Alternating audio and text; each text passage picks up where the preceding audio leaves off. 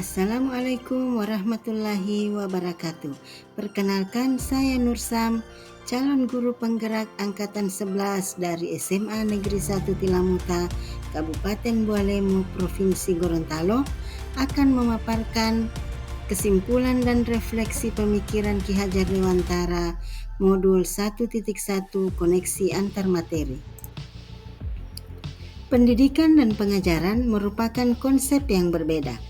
Pendidikan memberi tuntunan terhadap segala kekuatan kodrat yang dimiliki anak agar ia mampu mencapai keselamatan dan kebahagiaan yang setinggi-tingginya, baik sebagai seorang manusia maupun sebagai anggota masyarakat.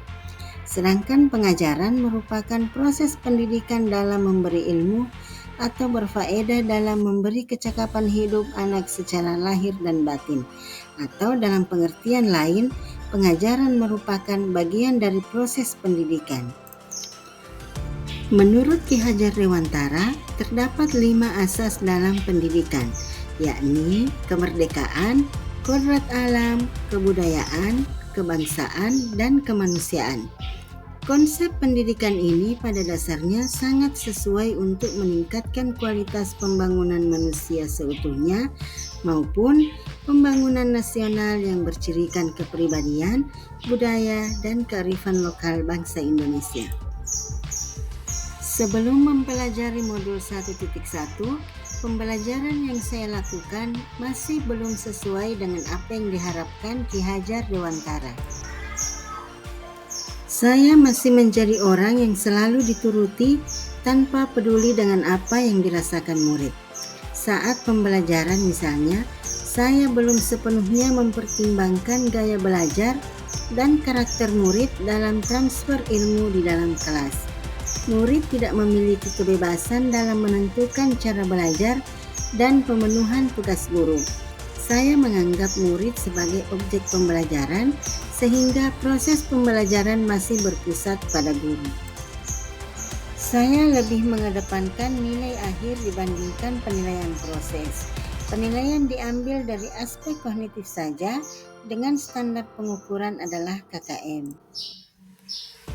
Jika murid telah mencapai KKM, maka dianggap pembelajaran telah berhasil.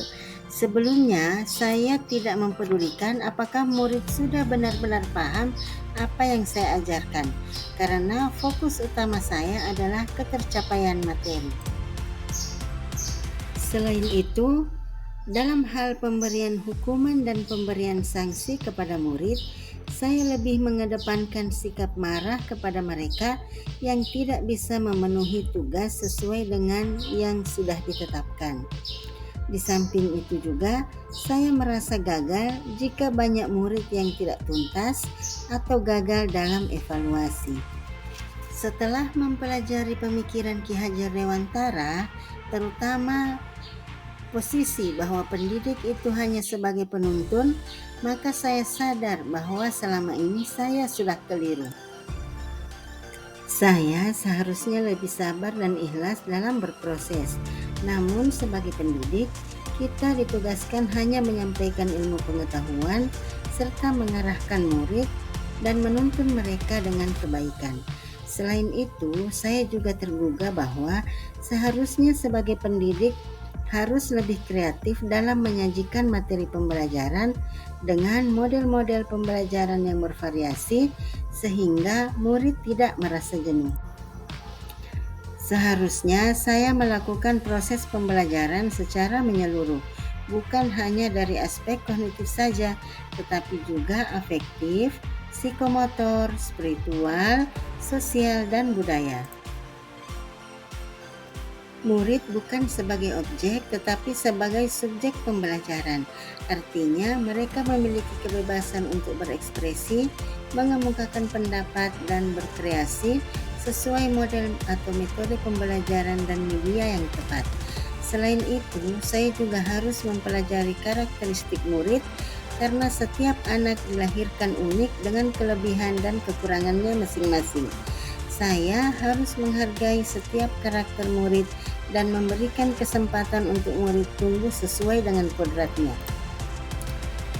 Yang dapat segera saya terapkan dalam pembelajaran di kelas yakni Merancang pembelajaran yang interaktif dan menyenangkan dengan melibatkan murid sehingga pembelajaran berpusat pada murid. Selanjutnya, memberi kesempatan kepada murid untuk menggali potensi dirinya dan lebih mengekspresikan diri, mempelajari latar belakang murid dan memberi kesempatan untuk murid tumbuh sesuai kodratnya. Tidak menghukum, berkata kasar, memaksakan kehendak kepada murid sehingga pembelajaran tidak lagi menuntut tetapi menuntun. Karena tugas guru adalah memberikan tuntunan atau arahan yang baik pada murid, berusaha menjadi teladan baik dari perkataan maupun perbuatan. Terakhir, menerapkan pembelajaran kompetensi 4C, yaitu kreativitas, berpikir kritis, kolaborasi, dan komunikasi. Semoga video ini menginspirasi bagi ibu dan bapak guru hebat pejuang pendidikan. Salam guru penggerak, tergerak, bergerak, dan menggerakkan. Terima kasih. Wassalamualaikum warahmatullahi wabarakatuh.